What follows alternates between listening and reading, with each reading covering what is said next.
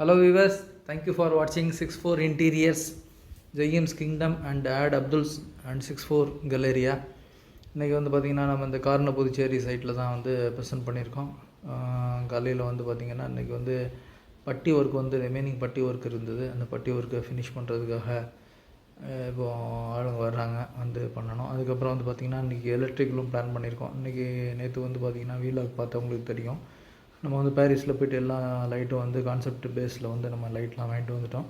So அந்த இதுதான் வந்து இன்றைக்கி ஃபிக்ஸ் பண்ணணும். இன்றைக்கி எண்ட் ஆஃப் தி டே வந்து ப்ராபப்ளி வந்து அந்த லைட் வீடியோவும் சேர்த்து இதிலே வந்து உங்களுக்கு கவர் பண்ணிடுவேன். ஸோ ரெகுலராக வாட்ச் பண்ணுங்கள், சப்ஸ்கிரைப் பண்ணுங்கள்.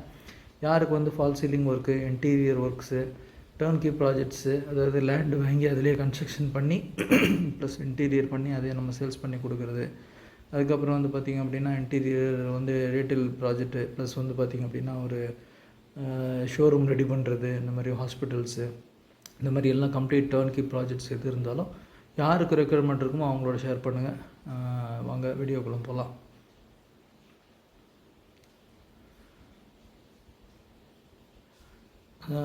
நேற்று பட்டி ஒர்க்கு வந்து அப்படி இன்கம்ப்ளீட்டாக இருக்குது.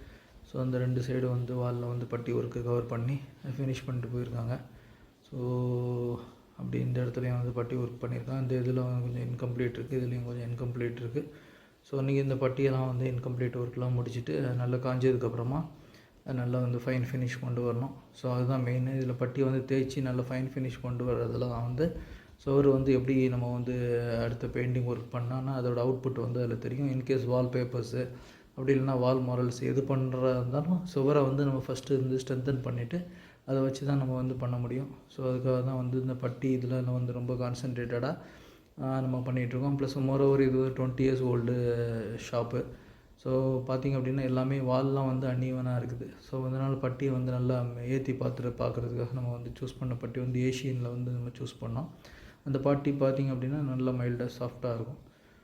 ஸோ வாங்க ஈவினிங் வந்து இந்த லைட்டிங் ஃபிட்டிங்லாம் முடிஞ்சிடுச்சு.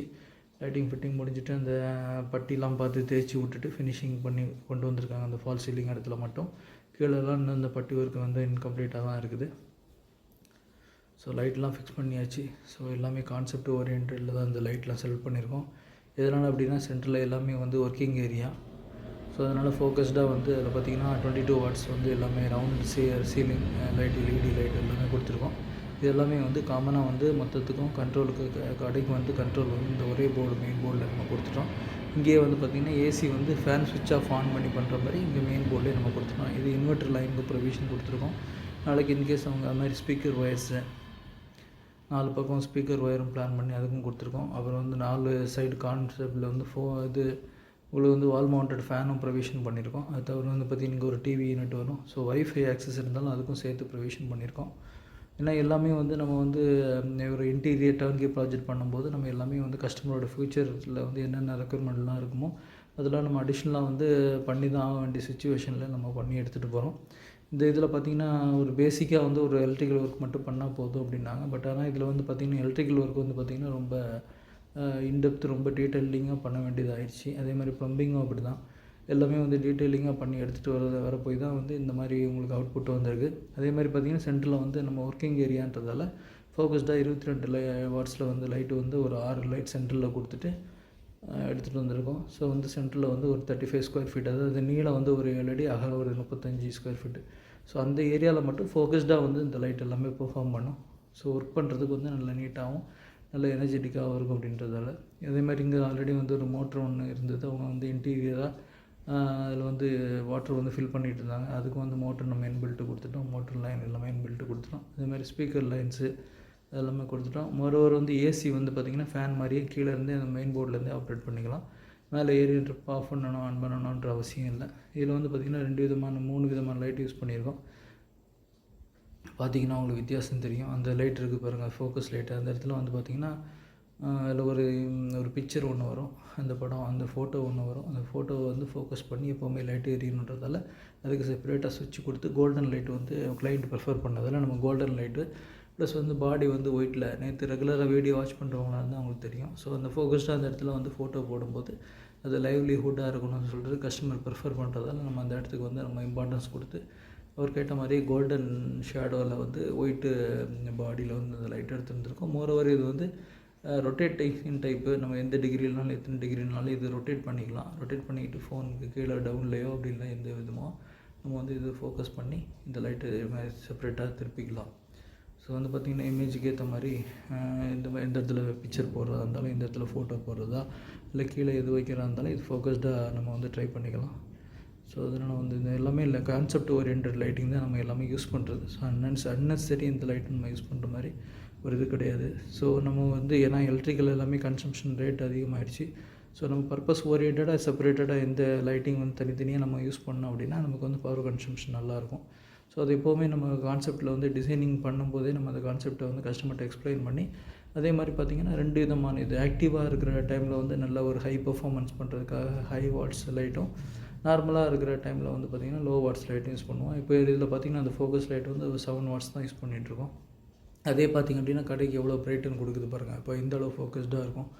ஸோ இது வந்து அரௌண்ட் உங்களுக்கு தெரியும் சைடு நம்ம வந்து ரெகுலராக வாட்ச் பண்ணுறவங்களா தான் 15 ஃபீட்ஸ் வந்து நீளம், அகலம் வந்து ஒரு 10 அடி. ஸோ அது இந்த எட்ஜில் வந்து நம்ம அந்த ஃபோக்கஸ் லைட் போட்டிருக்கோம். அந்த ஃபோக்கஸ் லைட்டோட இது வந்து பார்த்திங்க அப்படின்னா வெளிச்சம் வந்து பார்த்திங்கன்னா அப் டு எண்டு வரைக்கும் வருது. ஸோ அந்த ஃபோக்கஸ் லைட் ஆஃப் பண்ணோன்னே எப்படி இருக்குது பாருங்கள். இது வந்து வெளியில் உள்ள டியூப் லைட்டோட வெளிச்சம்.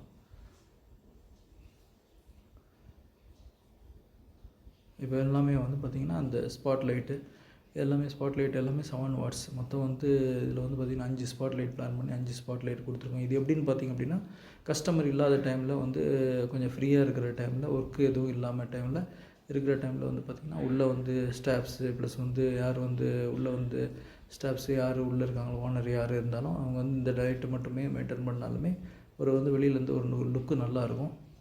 ஸோ அதை காமிக்கிறதுக்காக தான் அந்த லைட்டு வந்து உங்களுக்கு போட்டு தனித்தனியாக செப்பரேட் பண்ணி காமிக்கிறேன். ஸோ வந்து பார்த்திங்கன்னா நம்ம இதில் வந்து பார்த்திங்கன்னா லைட்டிங் வந்து மாடுலர் லைட்டிங் கான்செப்ட்டும் பண்ணிகிட்ருக்கோம். ஸோ இண்டிவிஜுவலாக வந்து கஸ்டமைஸ்டு லைட்டிங் அந்த மாதிரியும் இருக்குது. ஸோ அதனால் எல்லாமே கான்செப்ட் ஓரியன்டாக நம்ம லைட் எடுத்துகிட்டு வருவோம். ஸோ நிறைய எக்ஸ்ப்ளோரர் பண்ணுறதால அது மாதிரி லைட்டிங்லாம் வந்து நம்ம எக்ஸ்ப்ளோரர் பண்ணி நம்ம அதுக்கேற்ற மாதிரி எடுத்துகிட்டு வந்தோம் அப்படின்னா அது இருக்கிற இடமே நல்லா இன்னும் கொஞ்சம் நல்லா இன்னோவேட்டிவாகவும் விப்ரண்ட்டாகவும் கொண்டு வரலாம். இது வந்து பார்த்திங்கன்னா இன்டீரியரை பொறுத்த வரைக்கும் வந்து பார்த்திங்கன்னா இன்டீரியரோ எக்ஸ்டீரியரோ லைட்டிங்கில் வந்து ஒரு தனி அட்ராக்டிவ்னஸை கொண்டு வரலாம் அப்படின்றது வந்து பார்த்திங்கன்னா நீங்கள் லைட்டை எப்படி யூஸ் பண்ணுறீங்க அதை பொறுத்து தான் இருக்குது. இப்போ பார்த்திங்கன்னா 7 ஸ்பாட் லைட்டு 5 ஸ்பாட் லைட்டு 7 வாட்ஸில் போட்டிருக்கோம். உள்ளே எவ்வளோ பிரைட்டாக இருக்குன்னு பாருங்கள், நீங்களே பாருங்கள். அது 2 லைட் வந்து எங்கே வெளிச்சம் போடுதோ அந்த இடத்துல தான் 2 கண்ணாடி வரும்.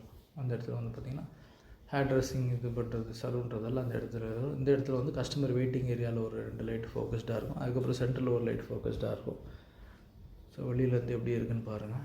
இது வந்து டிண்டட் கிளாஸ் தான் நம்ம யூஸ் பண்ணியிருக்கோம்.